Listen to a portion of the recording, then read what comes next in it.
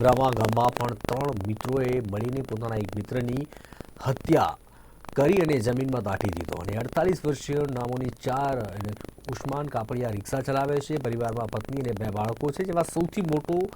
મોહમ્મદ છૂટક મજૂરી કરે છે. તારીખ 23મી ડિસેમ્બરના રોજ સાંજે તેને કોઈને કહ્યા વગર 7:30 વાગે ઘરેથી ગાયબ થઈ ગયો, જેથી પરિવારે તાત્કાલિક જલાલપુર પોલીસનો કોન્ટેક્ટ કર્યો. ત્યારે પોલીસે મોહમ્મદનો મોબાઈલ બંધ હોવાથી ગંભીર બની તપાસ કરતા પોલીસે તેના નજીકના મિત્રોના મોબાઈલ સીડીઆર સાથે જ ગામમાં લાગેલા કેટલાક સીસીટીવી ચેક કરતા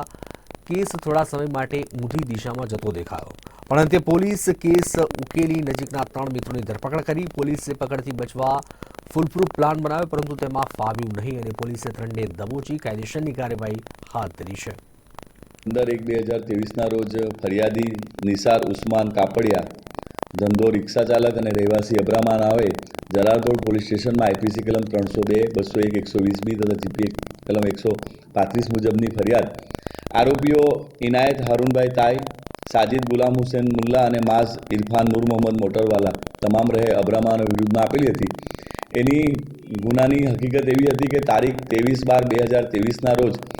આ જે મરણ જણાર છે મોહમ્મદ નિસાર, એ અને આ જે 3 આરોપીઓ છે એ બધા મિત્ર થતા હતા. હવે આ લોકો વચ્ચે અંગત સંબંધો પણ હતા અને એ લોકો એક દિવસ આ જે સરાવ તળાવ કિનારે 23/12/2023ના રોજ સાંજના સમયે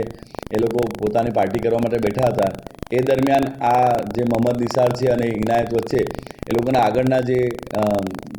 મેટર ચાલી આવેલી હતી એ બાબતે બોલાચાલી થતાં આ ઇનાયતે તેને છાતીએ લાત મારેલી અને એની પાસેથી વધારે ઝઘડો ઉગ્ર થતાં એની પાસેથી એની જે પોતાની ગાડી હતી 4 વ્હીલ, એમાંથી બેઝબોલનો ધોકો મારીને માથાના ભાગે 2-3-4 ફટકા મારી દીધેલા. અને જે આ સાજિદ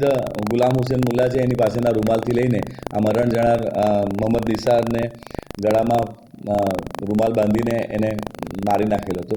આ 3 જણાએ પછી એ બાબતે પોતાના પુરાવાનો નાશ કરવા માટે આ મોહમ્મદ નિસારની લાશને લઈ જઈને આ જે ઇનાયત છે એની પોતાની વાડી છે એ વાડીમાં લઈ જઈને ચીકુના ઝાડ નીચે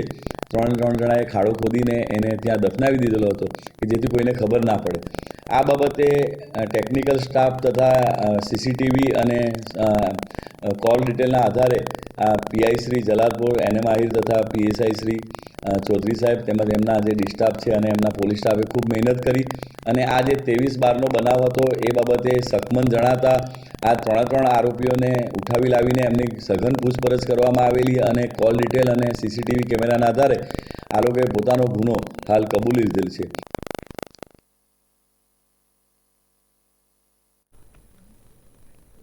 ભૂતિયા